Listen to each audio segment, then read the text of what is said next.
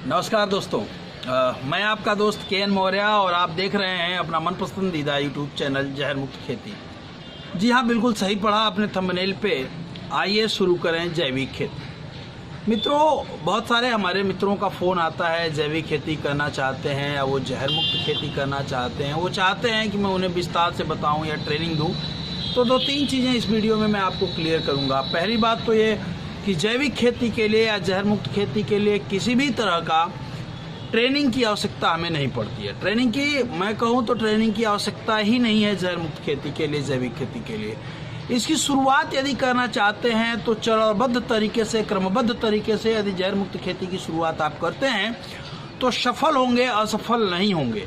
जैसा कि बहुत सारे किसान हमसे मिलते हैं और वो ये कहते हैं कि सर हमने 3 साल पहले, 4 साल पहले शुरू किया था, उत्पादन हमारा आधे से भी कम हो गया या उत्पादन कम हो गया, उत्पादन बिल्कुल घट गया। तो निश्चित तौर पे जाने अनजाने में हम कुछ न कुछ गलतियां करते हैं जिसके वजह से हमारा उत्पादन घटता है। मेरा जो अनुभव है वो कहता है कि जहर मुक्त खेती या जैविक खेती आप शुरुआत करते हैं तो आपका उत्पादन घटेगा नहीं बल्कि क्रम वाइज धीरे धीरे बढ़ेगा। इस वीडियो में मैं वही तरीके बताऊंगा कि आखिर कैसे। पहले तो इसे जानिए कि जैविक खेती कहते किसे हैं या फिर जैविक उत्पाद कौन सा होता है। हमारे यहाँ एक भ्रम की स्थिति बनी हुई है। हमारे किसान ये कहते हैं कि यदि जैविक खेती करना है तो सारे केमिकल तुरंत छोड़ दो, सारे रासायनिक फर्टिलाइजर तुरंत छोड़ दो, फिर जैविक खेती होगी। ऐसा यदि करेंगे या ऐसा करने की कोशिश आपने की या ऐसा आपने किया था तो उसमें अधिकांशतः किसानों का, मैं 2-3%, 1% किसानों की बात नहीं करूंगा, अधिकांशतः किसानों का उत्पादन काफी कम हो जाता है।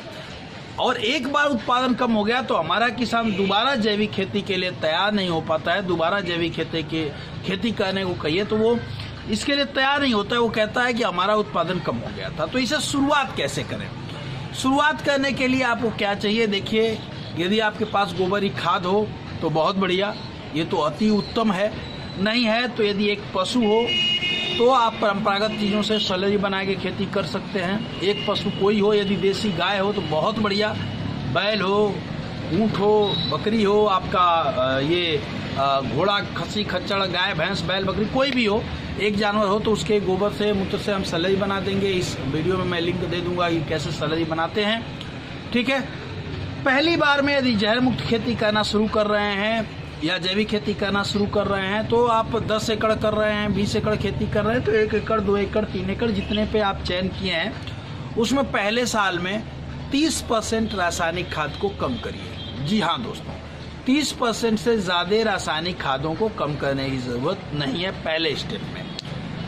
एक हाथ से हमारे खेत में जो जहर हम डाल रहे हैं, एक हाथ से हमें उस जहर को धीरे धीरे कम करना है और जो दूसरा हाथ है उससे अपने खेत के कार्बनिक मैटर को, जैविक मैटर को, ऑर्गेनिक मैटर को, बैक्टीरिया को धीरे धीरे बढ़ाना है। ये क्रम जो है 3 से 5 साल का है। यदि आप जैविक खेती में सर्टिफिकेशन चाहते हैं तो उसके लिए 3 से 5 साल जरूरी है। वैज्ञानिक विधि तो यही कहती है कि 3 से 5 साल आपको लगेंगे, उत्पादन आपका कम नहीं होगा, बढ़ेगा। पहला से क्या है, 30% रासायनिक खाद को डालेंगे। इसके साथ खेत में गोबरी खाद डालेंगे। गोबरी खाद नहीं अवेलेबल है, हरी खाद बोएंगे, जैसे सनई हो गया, ढैंचा हो गया, मूंग हो गया, उड़द हो गया, ये बोलेंगे। यदि आप अपने लेवल पे प्राकृतिक खेती यानी 0 बजट खेती करना चाहते हैं तो ये सारा कुछ कर सकते हैं। ठीक है, ये करके शुरुआत करेंगे। दूसरी चीज, बैक्टीरिया हम अपने खेतों में डालेंगे। हमारे खेतों में सबसे इम्पोर्टेंट चीज जो है वो है बैक्टीरिया। बैक्टीरिया आपके खेतों में होगा तो बढ़िया मिट्टी ढीली होगी, टाइट नहीं होगी। अधिकांशतः खेतों की मिट्टी जो है बहुत टाइट हो गई है।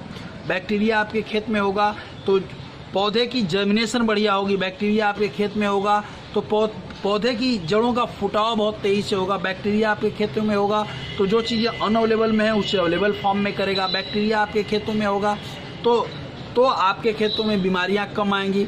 शत्रु कीट आएंगे तो बैक्टीरिया खाता है, मित्र कीट उसे खाता भी है। ठीक है, तो हमें बैक्टीरिया बढ़ाना है। बैक्टीरिया बढ़ाने का तरीका क्या है? सैलरी डाल लीजिए। सैलरी नहीं डाल पा रहे हैं, गोबरी खाद डालिए। गोबरी खाद नहीं है तो मार्केट में बने बनाए प्रोडक्ट हैं, आप बैक्टीरिया, अलग अलग बैक्टीरिया भी आते हैं, एक साथ भी बैक्टीरिया आते हैं, अलग अलग बैक्टीरिया ले लीजिए। राइजोबियम, सुडोमोनास, अज़ोट्रोबैक्टर, पीएसबी कल्चर, बहुत सारे बैक्टीरिया हैं। यदि इन्हें अलग अलग आपके पास अवेलेबल हैं, इसे डालिए ज़मीन में, और यदि नहीं तो आप चाहें तो एक साथ इनको खरीद सकते हैं, वो कम पैसे का पड़ता है। और शुरुआत करिए जुताई से पहले, बुआई से पहले, जब आपकी खेत में आप बुआई कर दिए हैं तो भी डाला जा सकता है। जब खेत में नमी हो तभी इन बैक्टीरिया को डाला जाता है। बैक्टीरिया आपने डाल दिया, इसके बाद क्या करना है हमें, हमारी जो रासायनिक खादें हैं उसका जो भी डोज डालते रहे हैं, मैंने कहा आपको कि शुरुआत में बुआई समय 30% कम कर लेना है। फिर जब आप बुआई करें, जब आपके खेतों में फसल उगे तो कीड़ों को कंट्रोल करने के लिए सबसे जो घातक चीज़ है वो केमिकल स्प्रे है। जैसे हम तगड़े तगड़े जहर डालते हैं अपने खेतों में, जैसे कुछ जहर तो ऐसे हैं कि यदि किसान स्प्रे किया है, आप उधर से जा रहे हैं तो गुजरने में काफ़ी तकलीफ होती है। हमें ऐसे घातक केमिकल स्प्रे से बचना है। जब भी ये पहले तो हम ये प्रयास करेंगे कि केमिकल स्प्रे की ज़रूरत ही नहीं पड़े हमारे खेतों में। इसके लिए हम क्या करेंगे, हम इसके लिए कर सकते हैं नीम के तेल का प्रबंध कर सकते हैं। नीम का तेल मिल गया तो वेल एंड गुड, नहीं मिला तो नीम की पत्तियों से कीटनाशक बना सकते हैं। नीम इस समय फल रही है, ठीक है, 8 जुलाई को मैं ये वीडियो शूट कर रहा हूँ। नीम इस समय फल रही है, उसके फलों से भी आप चाहें तो उसका कीटनाशक बना सकते हैं। इसकी वीडियो भी मैं जल्दी, थोड़े फल बड़े बड़े हो जाएं तो मैं इसकी वीडियो आपको बना के दे दूंगा। धतूरे से, मदार से, आग से, अकौआ से, आपका ये छाछ से कीटनाशक तैयार कर सकते हैं। लेकिन इसका अभी हम हेल्प लेंगे, ऐसा नहीं कि इन चीज़ों को डालेंगे तुरंत कीट खत्म हो जाएगा, ऐसा नहीं होगा। इसके लिए हमें 3 से 5 साल का समय लगेगा। इसके लिए क्या करना होगा, यदि कीट आ गया है तो बीच बीच में हमें केमिकल स्प्रे का सहारा लेना पड़ेगा। उस केमिकल को लाते समय, केमिकल स्प्रे जब हम लेंगे तो उसमें 3-4 तरह के चिन्ह बने होते हैं। एक पे लाल होता है जो बहुत घातक होता है, एक पे पीला होता है, एक पे हरा होता है, एक और कलर होता है, ठीक है। तो हमें जब भी लेना है, कोई भी दवा लेनी है स्प्रे के लिए, तो हमें ग्रीन लेबल जो है, हरा जो लेबल है वो दवा लानी है और उसके साथ स्टिकर मिला करके अपने खेतों में स्प्रे करना है। साथ साथ नीम का तेल भी डालना है हमें। अमावस्या और पूर्णिमा के दिन नीम का तेल डालें, और उसके बजाय यदि कंट्रोल नहीं हो पा रहा है तो बीच बीच में हम मार्केट का सहारा लेते जाएंगे, क्योंकि अभी हमारी ज़मीन या अभी हमारे खेतों में मित्र कीटों की संख्या इतनी नहीं हो पाई है कि वो शत्रु कीटों को खा जाएं। जब तक यह संख्या हम वृद्धि नहीं कर पाएंगे तब तक हमें केमिकल का सहारा लेना पड़ेगा, ठीक है। दूसरा साल में जब आते हैं, पहली फसल हमने काट ली, इस तरह यदि आपने किया तो आपका उत्पादन कम नहीं होगा।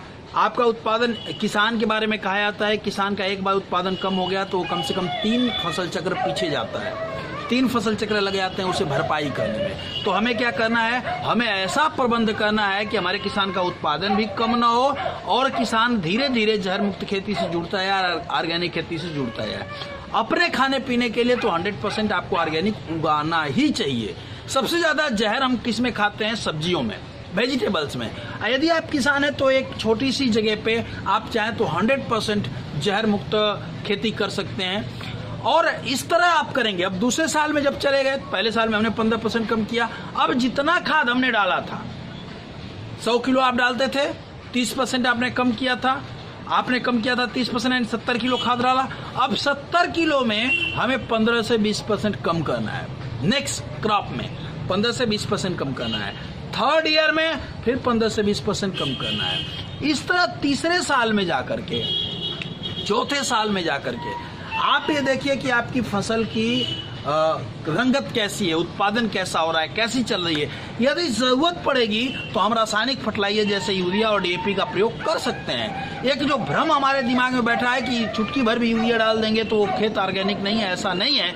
यूरिया का इन्वेंशन इसलिए किया गया है कि यूरिया में नाइट्रोजन की मात्रा होती है, और यदि नाइट्रोजन की डिफिशियंसी के कारण, कमी के कारण आपका पौधा पीला हो रहा है, पीलापन आ रहा है, और मेरा जो अनुभव है, यदि 1 एकड़ में आप एक क्रॉप में 25 किलो तक यूरिया डाल लेते हैं तो किसी भी लैब में टेस्ट कराएंगे तो वो कुछ नहीं आएगा। पहले तो ये जान लीजिए, मैं थोड़ा सा आपको बताऊं कि जैविक कहते किसे हैं, ऑर्गेनिक किसे कहते हैं। एक किसान के द्वारा उगाया गया हर वो प्रोडक्ट ऑर्गेनिक है, हर वो प्रोडक्ट जैविक है, हर वो प्रोडक्ट नेचुरल है जिसे उगाने के बाद हमने लैब में टेस्ट किया, और आपने जो उगाया है, लौकी उगाई है, करेला उगाया है, भिंडी उगाई है, तोरी उगाया है, आलू उगाया है, जो भी उगाया है, उसे टेस्ट करने के बाद यदि उसमें मनुष्य को खाने के बाद हार्मफुल इफेक्ट देने लायक केमिकल नहीं है तो ऑर्गेनिक है।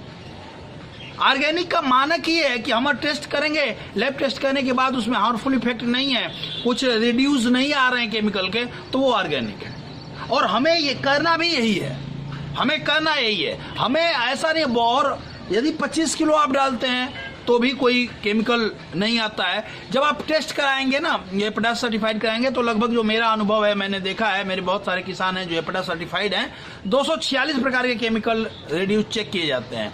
और उसका एक मानक है कि यदि इतना केमिकल है तो हार्मफुल नहीं है, इससे ज़्यादा नहीं होना चाहिए। तो यदि हम थोड़ा बहुत प्रयोग करते हैं, यदि आवश्यकता के अनुसार हम प्रयोग करते हैं, तो वो हार्मफुल इफेक्ट नहीं आएंगे। और इस तरह से यदि आप जैविक खेती करेंगे, सही तरीके से जैविक खेती करेंगे, तो पहला लाभ ये होगा कि आपका उत्पादन घटेगा नहीं बल्कि बढ़ेगा। दूसरा ये होगा कि आप की लागत धीरे धीरे घटेगी। तीसरा ये होगा कि धीरे धीरे जहर के चक्र से आप दूर होंगे। चौथा ये होगा कि आप प्रॉफिटेबल फार्मिंग करेंगे, बचत आपकी होगी।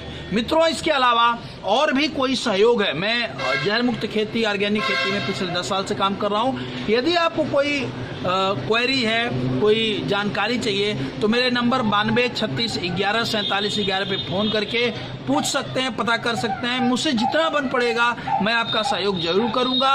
फ़ोन करते समय सुबह 10 बजे से 5 बजे तक फ़ोन करिए, ताकि मुझे भी थोड़ा सहूलियत हो बात करने में। धन्यवाद। जय हिंद, जय भारत, जय जवान, जय